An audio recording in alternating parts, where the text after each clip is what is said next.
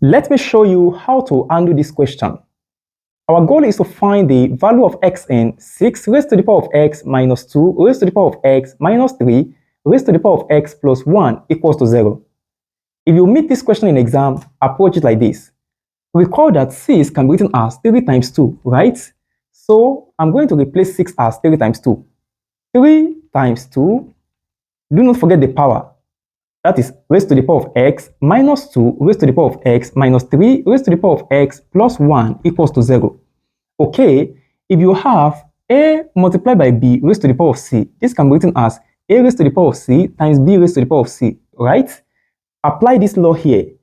3 raised to the power of x multiplied by 2 raised to the power of x minus 2 raised to the power of x minus 3 raised to the power of x plus 1 equals to 0. Are you following?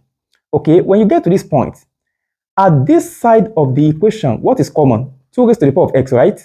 So let's factorize. 2 raised to the power of x, 3 raised to the power of x minus 1.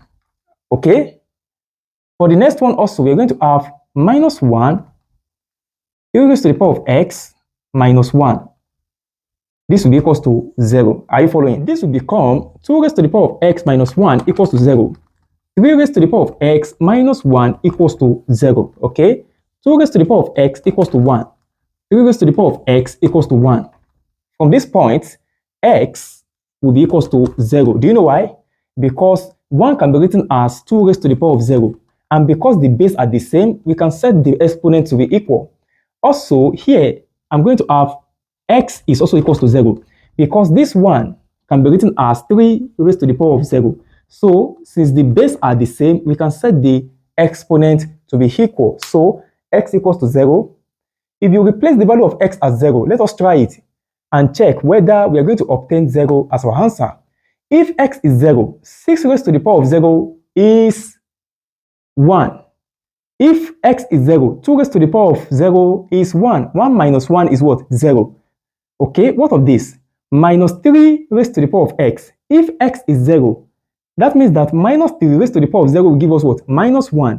Minus 1 plus 1 will give us 0. So that means the solution to this exponential equation is x equals to 0. Do you understand? Okay, do not forget to like, comment, share, and subscribe for more videos, okay? See you in the next class.